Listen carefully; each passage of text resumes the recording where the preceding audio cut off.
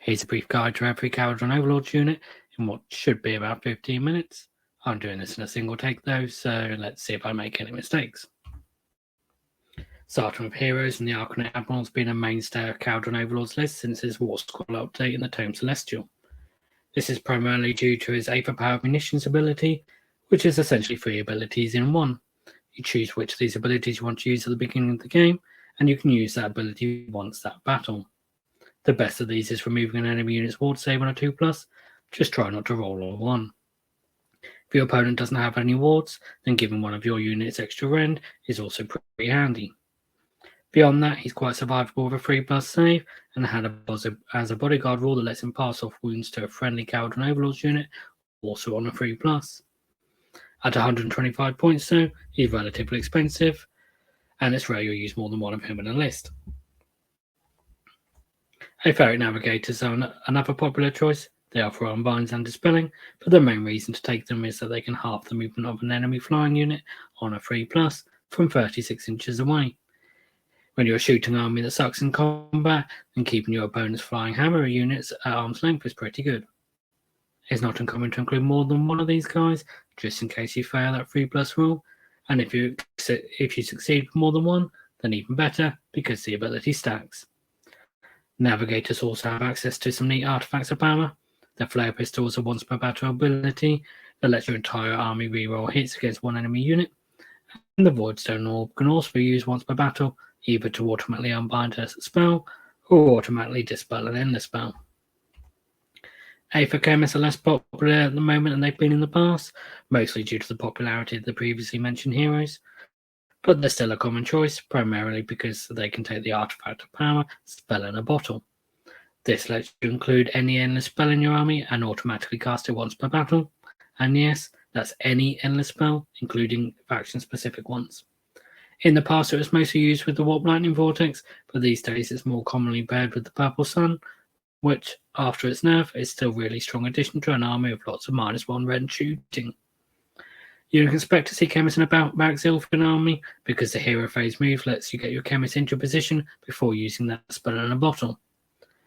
Beyond this artifact, he can also dish out reroll 1s to wound to troops, though he can't do this inside a ship unless you spend his Aether Gold.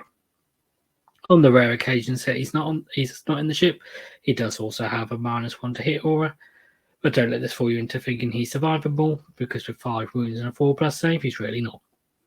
He also has access to the Collector command trait, which lets you take an extra artifact of power if you give him an artifact first. This is a great way to get around mandatory artifacts without a magnificent battalion, though bear in mind if you want spell in a bottle in a Zilfin army, you'll either need 2 Chemists or a magnificent battalion due to the sequencing of the command trait. Endrin Masters on foot are a slightly overlooked hero. They offer healing for your boats, and beyond that they carry a big hammer, which does big hammery things.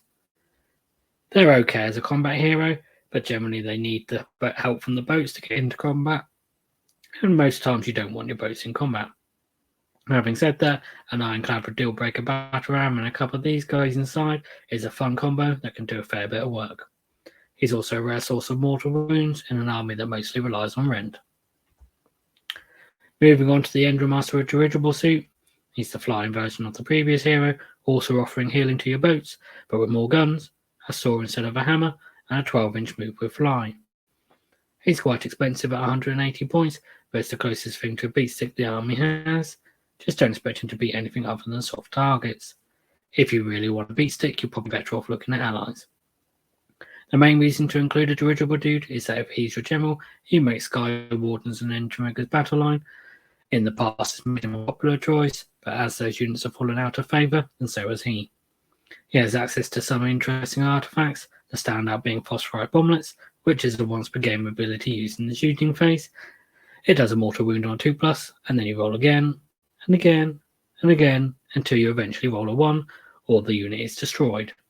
This obviously has huge potential, but more than often than not it does 3 or 4 mortal wounds. Brock Grunson is a named character very similar to the Endrinmaster with Dirigible Suit, except he's 20 points more expensive, doesn't heal the boats, or make anything battle line. He also has the natural downside of being unique, so he can't have command traits or artifacts, and he has the Barak Nar keyword, meaning he can't benefit from Allegiance abilities unless he's in Barak Nar. He does have a fancy top hat and mustache guns though, so there's that.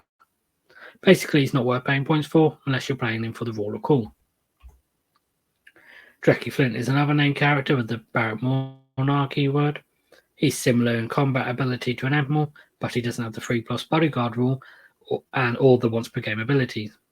Instead, he does have his own interesting ability, which is the chance to steal an artifact of power from an enemy hero that's within 1 inch of him at the start of the combat phase on a 3+.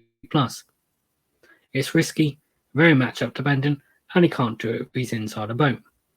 If you're considering Drekkie Flint, I'd say you're probably better off taking an Admiral instead. Lastly, for our heroes, we have Bjorken Fundrick. He's part of an Underworld's warband and must be taken with his Fundrick's profiteers. He's basically a chemist, but he gives reroll ones to hit instead of to wound, and because he's unique, there's no spell in a bottle shenanigans. The unit he's paired with is nothing to write home about, the only thing of note being that they have the old ranges on their weapons, meaning the pistols can be used from inside the boat after flying high. Like Brock, Fundrick and his profiteers also have the Barrack Monarchy word, so they're also limited on their allegiance abilities. I do, however, recommend buying this warband because it's cheaper than buying a chemist individually, and you get some cool extra models as well. You can then just play Fundrick as a normal chemist. Moving on to units, and the Archanaut Company are your only battle line choice without picking a particular skyport or a general. They're great chaff, and thanks to their 25mm bases, also screen and align quite well too. Generally speaking, they're pretty lackluster with low damage output, but they do have quite a lot of shooting attacks for their points. They can get +1 to hit if they're wholly within 9 inches of an objective, they're not if they're on a boat, and combined with some of the other buffs available, such as a Triumph for +1 to wound, an Admiral Purple Sun for extra N, maybe a Chemist or Flare Pistol for rerolls, and they can actually do a surprising amount of damage. Most of these attacks come from their pistols, which are only 9-inch range though, meaning if you fly high with them in a boat, most of your guns will be out of range. If you can get them into a range via various methods, such as the Zilfin Hero Phase move, they're likely to only do their damage once, as they're not particularly survivable. Having said that, if anything does survive, you can make them battle shock immune with their Aether Gold, which is pretty handy. As a dwarf, you can expect the normal 4-inch movement, but it's worth noting all units in Barrack Zilfin can run 6, and with the FAQ allowing units that have disembarked a boat to move afterwards, they can actually travel a fair bit of distance in one turn. Combine this with Expert Conquerors, and you can actually play the objective game pretty well. For 90 points, they're a bargain. They're not particularly exciting unless you really layer the buffs on them. Grand Stock Thunderers are your elite troops, and you pay an elite price for them at 135 points for 5 guys with 2 wounds. They have a lot of different weapon options, but it mostly boils down to taking all rifles or the mixed weapons to get the +1 to hit buff, which, like most buffs in this army, doesn't work if you're in the boat. The rifles are lackluster, so it's possible to buff them to 2s and 3s with reroll 1s to wound and -2 rend, but the trouble is you only get them that good once per game unless you play Barrack Urbaz or Custom Skyport. The mixed weapons do more damage, but as mentioned need to be out of the boat and are quite short range, so another candidate for using the Zilfin Hero Phase move to get them where they need to be. The Fumigators also protect a -1 to hit aura, like the Chemist, but unfortunately the rules changes to modifiers in 3rd edition mean these don't stack. They also get +1 to attack to missile weapons if an enemy unit is within 3 inches, which is great with Unleash Hell, but again, can't be used right in a boat. Thunderers have great potential, but at the moment are just a little bit too expensive for the amount of work they're doing. Endriggers are a 3-man flying unit that can heal boats to a lesser extent than Endrimasters. They can't go inside boats, but they can hit alongside when it flies high, and with a 12-inch move can keep up if it doesn't. They have 12-inch range on their pistols, meaning they can shoot after a fly high and actually have a decent number of attacks. The melee profile is solid, hitting on 3s, wounding on 2s, -2 rend and D3 damage, but the low number of attacks in melee means they generally aren't a threat to most meteor targets. At only 6 wounds on a 4+ save for 120 points, they're pretty squishy, and the 3rd edition changes to coherency haven't helped them. Like Thunderers, they have potential, but are currently a little expensive. They also have some different weapon options for longer range guns, but Sky Wardens can take those same guns and for less points. Speaking of Sky Wardens, they're very similar unit to Endriggers, except they can't heal the boats, and the 9-inch range guns means they can't shoot after a fly high. They have some other abilities, but these rarely have any impact. For this reason, Wardens have never really been a popular pick, but they are taken at the times that they're cheaper than engine riggers, so you choose them when you want the long-range guns. There's a lot of options for these guns, but you basically take as many of them as possible, meaning you have a volley gun and one of the other 3 options, of which the drill cannon is the most popular pick because it does 3 mortal wounds or 6s to hit and has -3 rend with D3 damage. All of the long-range guns have 24-inch range, which combined with hitching with a ship's teleport or the unit's 12-inch move means they have a massive threat range. Unless you make them battle line with an engine master with a dirigible suit, you won't have many attacks to put buffs onto, but if you take multiple units, the weight of fire can add up pretty well, and the more drill cannons you have, the more chance there is of 6s. The other long-range guns are more taken for their abilities, the grapnel stopping retreats, and the skyhook giving +1 to charge, meaning it's not a bad pick to add to a melee unit. Beyond that, these guns are similar to drill cannons, but with -2 rend instead of the -3, no chance of mortals, and a flat 3 damage instead of D3, meaning they can still actually pack a decent punch if you hit. The melee profile on Wardens is less exciting than engine riggers, hitting on 4s, wounding on 3s, and only -1 rend, but there's more attacks making them a bit less swingy. Thanks to their cheaper price, Wardens are more common than engine riggers at the moment, and if you're a big fan of the balloons, there's actually a meme list spamming these guys that's actually pretty viable. Moving on to Skyvessels, we'll start small and work our way up.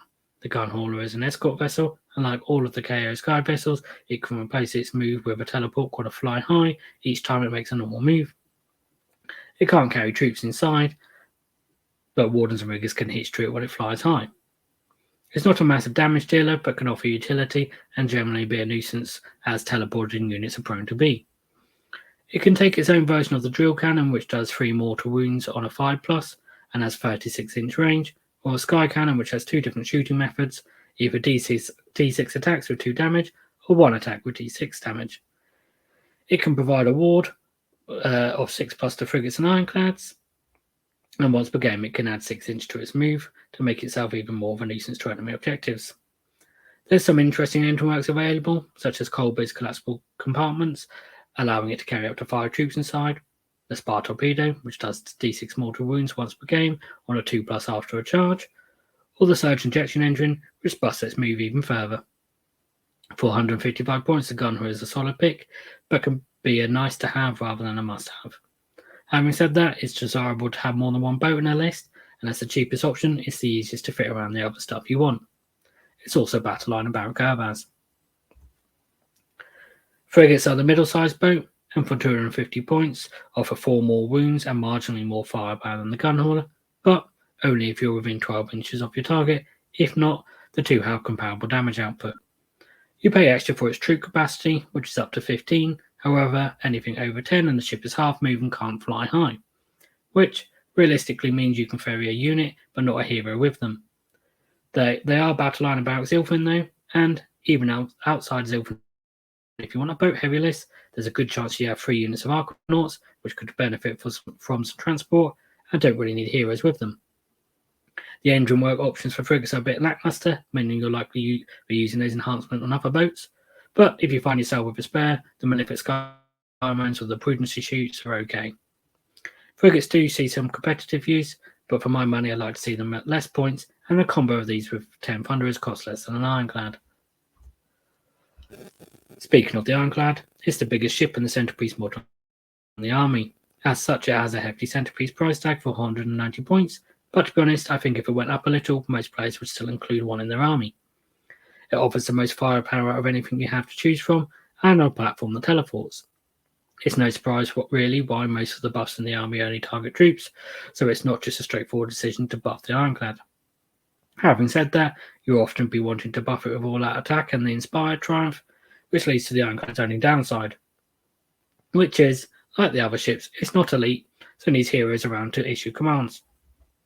Luckily, unlike the frigate, the Ironclad can carry up to 25 troops and can carry 15 without being half moved or losing its ability to fly high. With 18 wounds and a 3+ save, it's also the army's most durable piece, particularly if you have a gun hauler nearby to give it a 6+ ward save. Despite that durability, an Ironclad will be your opponent's priority target, and with all the very high damage dealing units in the game, a little bit of poor positioning, and it's quite possible to lose one of these in a single round of combat. This is possibly why you don't see many people taking Engine Masters for healing, as the ship is either not in combat or there's a good chance it's dead.